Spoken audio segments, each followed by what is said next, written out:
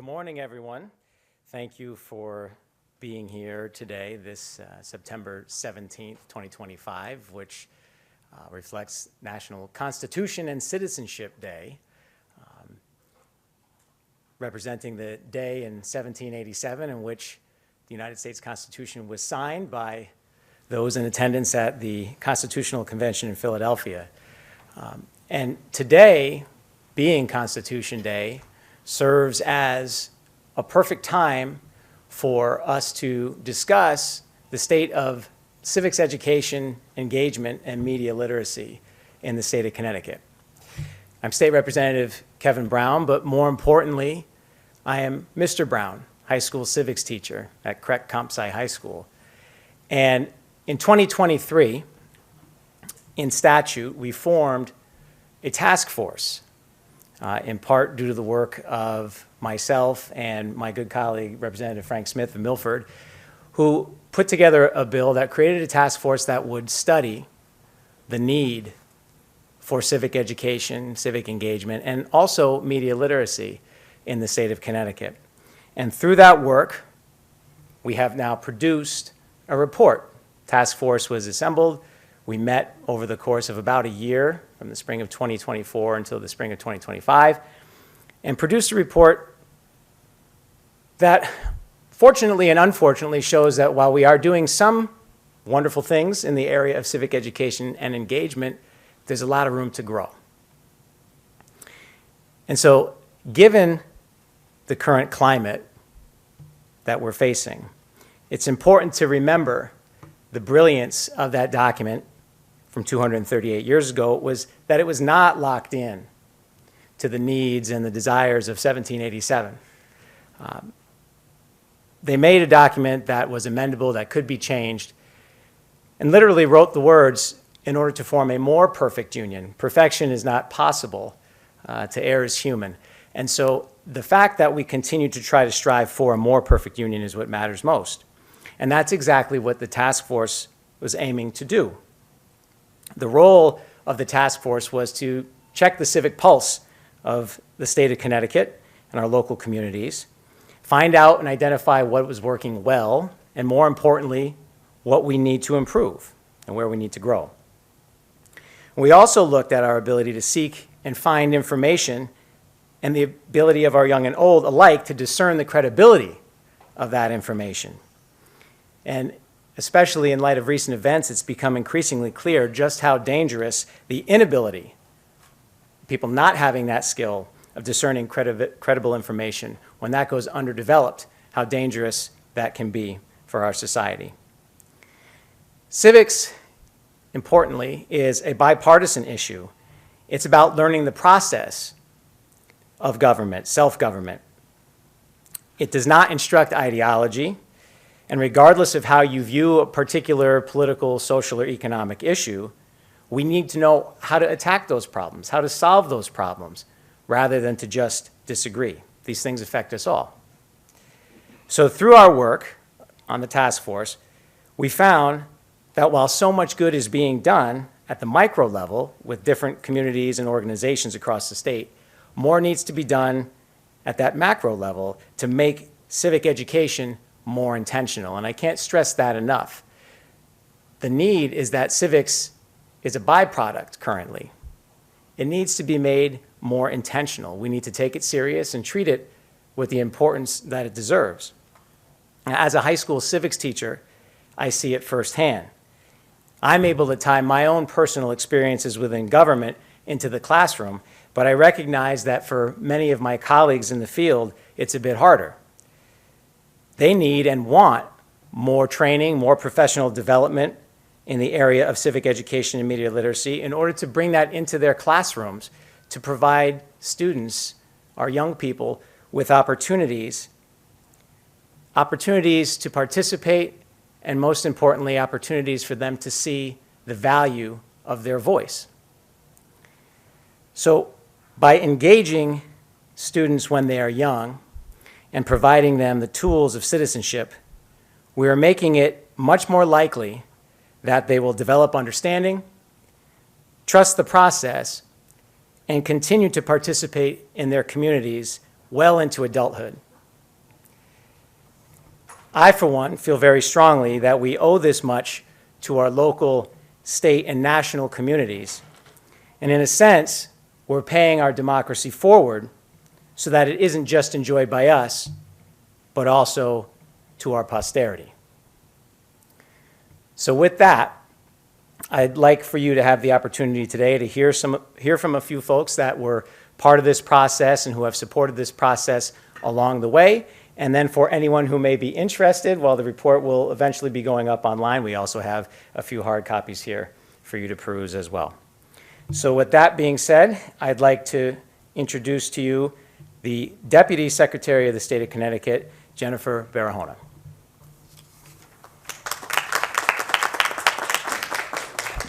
Good morning, and such a pleasure to be with you all today. Secretary Thomas is unavailable, and I'm so happy to be here.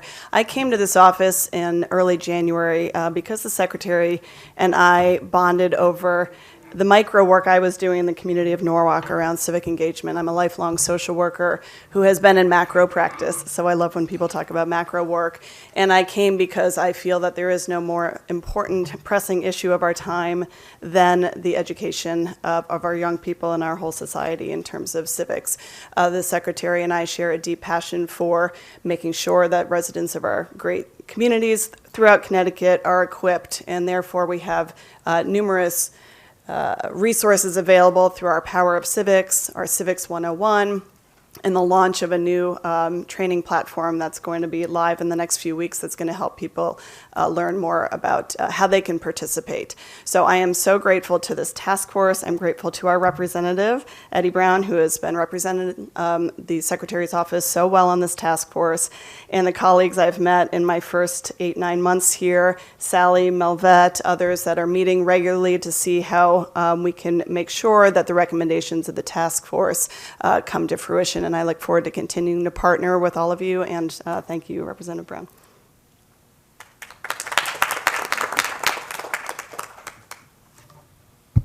Thank you, Secretary Barahona.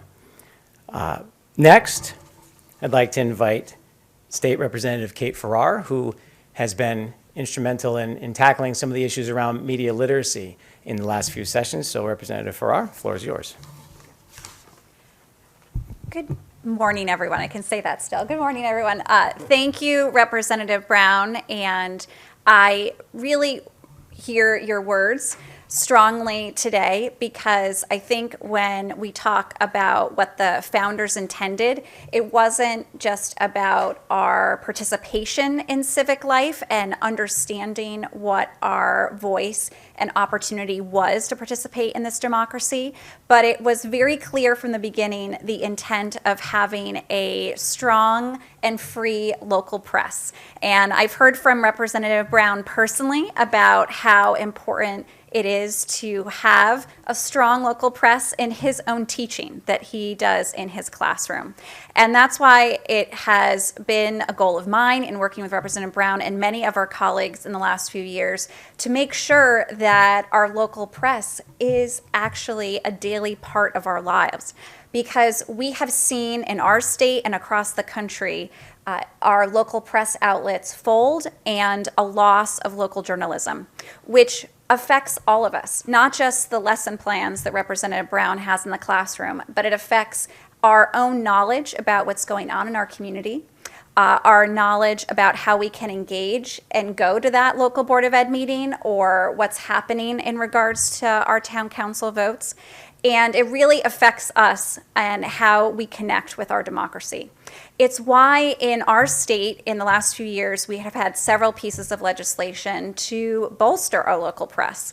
Just this year we were successful in passing legislation to make the first Wednesday in May Local Journalism Appreciation Day. And we've also been successful in passing out of the House a bill to set aside a portion of our state advertising dollars for local press, and also had hearings this year on bills to support our workforce with fellowships and also supporting the workforce with tax credits that can bolster the local press in our communities. This is all because the facts are out there that in our country we are losing approximately 2 newspapers a week across our country. And we cannot look away from the role that local press has and the role that it has in making sure that people can see what's happening in their community around them and they can see how they can use their voice to make change. I just want to thank Representative Brown for shepherding this effort around civics and seeing that a strong local press has to be a part of it. And I know we'll be working together in this coming session to make sure that local press and media literacy is a key focus. So thank you, Representative Brown.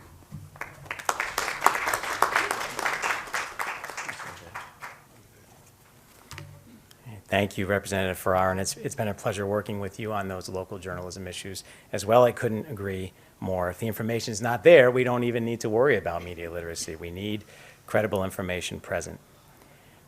Next up, we have the Executive Director of the Connecticut Democracy Center at the Old State House, Sally Whipple.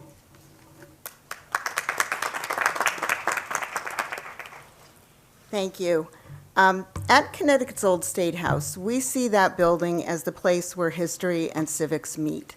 We feel that you can't understand the world without history, and you can't change it without civics. So we were very excited to be able to play a part on this task force and make some contributions to it. We believe that civic engagement is important for many, many reasons, and our work focuses on helping people develop a lifetime pathway to civic engagement. We want people to be able to access civic engagement at any point in their lives, no matter how young they are or how old they are. We think a lot about why civic education and civic engagement are important. And there are so many reasons, and we've heard some very good ones today. I'm going to use a quote from Civics Now, which is a project of iCivics, and we're an affiliate of Civics Now. They say that research confirms that students who receive a comprehensive and high-quality civic education are likely to be informed and actively engaged citizens and voters. And we think that is a very clear way of expressing the importance of civic education. The best way to provide comprehensive and high-quality civic education is for everyone in our state to work together, because no one person or organization can make civics education comprehensive, but if we work together, we really can. Our report found that Connecticut has many, many groups than we even knew, that are offering high-quality civic education for students and adults. But many people don't know about those groups, or they may know about the groups, but they don't know about the work that they're doing. So I'm going to take a moment to name some of Connecticut's great resources, and then I will tell you a website where you can go and look these up for yourself. The Connecticut Bar Association does many things, including mock trials and a law camp. They teach civic skills, and they engage students beautifully in law and in thinking about how they might be able to have a future in law, or simply be aware of law and what it means in our nation. The Connecticut Judicial Branch sends attorneys and judges to talk with students in the classroom. Generation Citizen involves students in very exciting real-life civic projects. Capitol Tours and Information bring adults and students into the rooms where things actually happen at the Capitol and the LOB. And they are helping citizens feel connected to government through place. And the Museum of Connecticut History at the Connecticut State Library shares Connecticut's great history through documents and objects that help people understand that Connecticut's past is real and helps them think about how they might forge a future for Connecticut. It helps people understand who we are, where we came from, and how they might be able to help imagine and create the future. We do a similar thing in the Old State House, in the rooms where things used to happen when it was a state capital. We have a Kid Governor program, Connecticut History Day, We the People, and other programs that inform and inspire engagement. I'm going to tell you about a couple of programs with websites that will list a lot of these resources and many more. And I want to first say that while these are primarily student and educator resources, anybody can use them. I used to know a woman named Eleanor Martin who was a docent at the Noah Webster House, and she only read children's books, and that was her thing. But she gained so much from those books. So don't ignore resources that are dedicated to students and educators. First, I want to mention the Red, White, and Blue Schools program, which is a program that we do in partnership with the State Department of Education and the Connecticut Secretary of the State's office.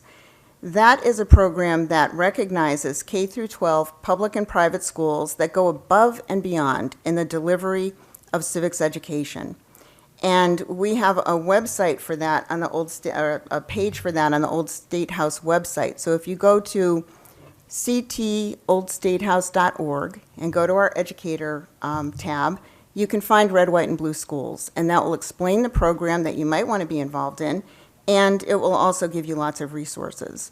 I'd also like to call out another page at ctoldstatehouse.org, which is the Civic Learning Week page.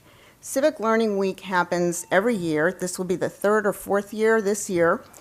This year is between March 9th and 13th. It's led by Civics Now, and Civics Now is a national and cross-partisan organization, and they invite people from all over the country to participate in Civic Learning Week and to really put the focus on the importance of civic education.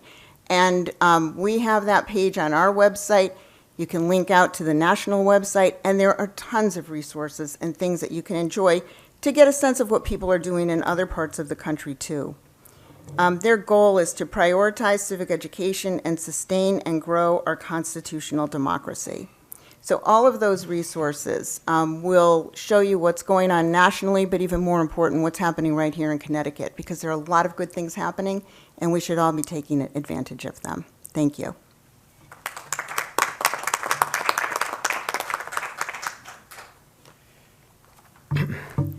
And Sally, thank you for all of your work and all of the work that you referenced. I should mention that Sally was also a member of the task force. Next up, also another member of our task force who continuing to speak about that this is not just about civic education for students in school, but we want them to become lifelong learners, practitioners of civics, and to be informed citizens as adults. So next we have Melvette Hill, the Executive Director of the Commission on Women, Children, Seniors, Equity, and Opportunity.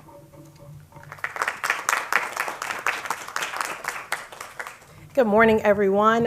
It is so good to be here. Civics is my jam. How many of you believe that? We love civics, and it's important as we think about Constitution Day that we also think that understand that we're in a representative democracy, and that the people who live here, work here, play here, actually are represented, and they have a voice in government, and they understand how government works, and they have access and opportunity to engage in government. And so with our Parent Leadership Training Institute, which is a family civics initiative that the state of Connecticut has supported over the past 32 years, it is a way that parents, as well as others who care about children, understand how local and state government works, but it also starts with how our worldviews are shaped, and also helps us understand personal leadership and how to be a change agent. So it's really a productive way for people to engage and learn. It is a 20-week course. And many people wonder, do parents really take 20 weeks, almost 6 months to do this? Yes, they do. And when they complete it, when we look at outcomes, lives are changed. It's not just a program, it's an initiative. It is a spark, and it sparks something in people to do something different. It sparks people to run for office and win. It sparks people to make changes in their lives, whether it's a financial change, whether it's a work or career change, or maybe it's a way to get out of a situation that has been unhealthy for them. And so as we continue to look at civics as something that's very important and not just the new buzzword, we are looking at the civic health of our state. And that work is to come, and we've done civic health indexes in the past. We are working to look to see what the civic health of Connecticut actually is, and what are the barriers to civic engagement that people might be experiencing, and what can we do to help support them to engage in this great state. So thank you so much for your support, and also many thanks to our legislature for continuing to support the Parent Trust Fund, which is a line item in the Department of Education's budget.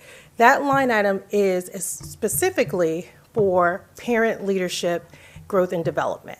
So Connecticut is committed, and we just need to continue to commit and plant these seeds so that we grow into a very healthy democracy. Thank you.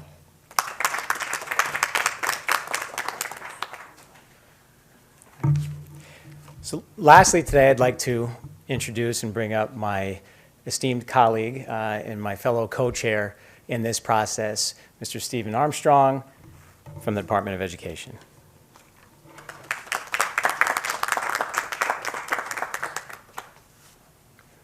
Yeah, first off, I'd like to recognize again and thank you for all of the colleagues that were part of the Civics Task Force. I know most of our communications, all we saw was each other's little face in the, on the Zoom, but they were enriching discussions, enlightening discussions, and I'd at least also want to recognize Kevin for his work in shepherding through this in many, many ways. So Kevin, thank you.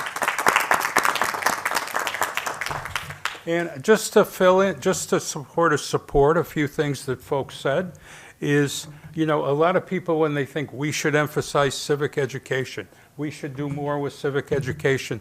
This is not just a kid thing, as a couple people mentioned, right? Civic education, we need to up our game in Connecticut, I think, and if nothing else, pointing out to people, as Sally said, here's the programs, where are they, how can they intermix? So that's one of the recommendations of the task force, more on adult civic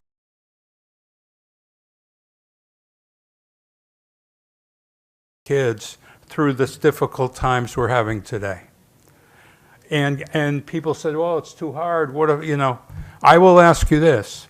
If the teachers aren't going to do that, if it's not, teachers aren't going to do that, task force recommended, certainly media literacy is a key part of this, but teachers need professional development more than they're getting right now. How to lead difficult discussions. How do you lead a discussion in a classroom when there's really, really alternative views and information on factually? But so the point I would make here is it's crucial that kids can talk about this stuff in a classroom. Because again, if they don't talk about it in the classroom, we've got problems. The other thing I would mention is it's crucial, and I think a key, I mean, this is a key job of civic education, is to prepare kids to be active members of their society, right? And really, and this is the important part, it's the job of a civics teacher or a history teacher. It's not to tell them where or how to be involved. It's to give them the skills that will enable them to be involved. So no civics teacher should be saying, go get involved in this, go get involved in that. That's the kid's job. And you know, and I really think that the task force recommendations are a lot about that. And in the social studies, by the way, a key word is taking informed action. That's what we want kids doing. It's not just running off and protesting. But what is the term taking informed action? It's on issues that they know about. It's on issues that they've researched.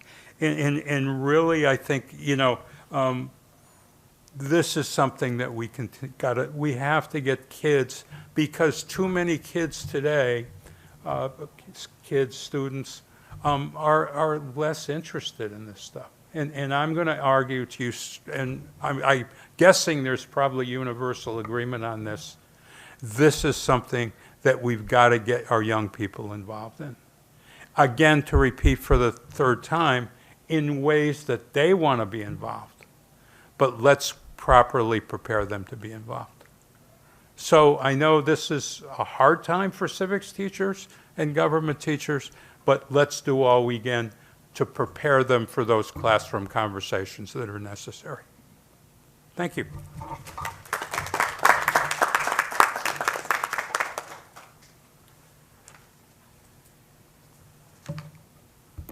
So I'd like to close today, first and foremost, by thanking the colleagues who participated in the task force.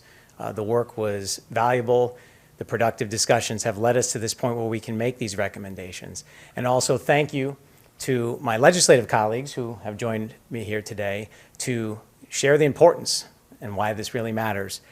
And I do want to leave one reminder that we came very close with one of our biggest recommendations on the task force, which was that of civic seals. In the 2025 legislative session, a bill made it through in bipartisan fashion, widely supported through the State House of Representatives, that would create a civic seal. It would reward students who have spent their high school careers actively learning and engaging in their communities. It would reward them by allowing them to have a seal on their diploma and transcript that certifies they are, in fact, civically prepared for their adult lives, similar in fashion to the seal of biliteracy that's already offered in the state. So the bill sadly did not make it through the Senate. However, you can rest assured that that bill will come forward again, be it in a special session or in the future legislative session next year. We will continue pushing that bill through until it becomes a reality for our students, our young people in this state. So again, thank you all for your attendance today. Thank you for recognizing the importance of civic education, engagement, and media literacy. And let's go forth and put those skills to use that we've learned to make our communities a better place. So thank you.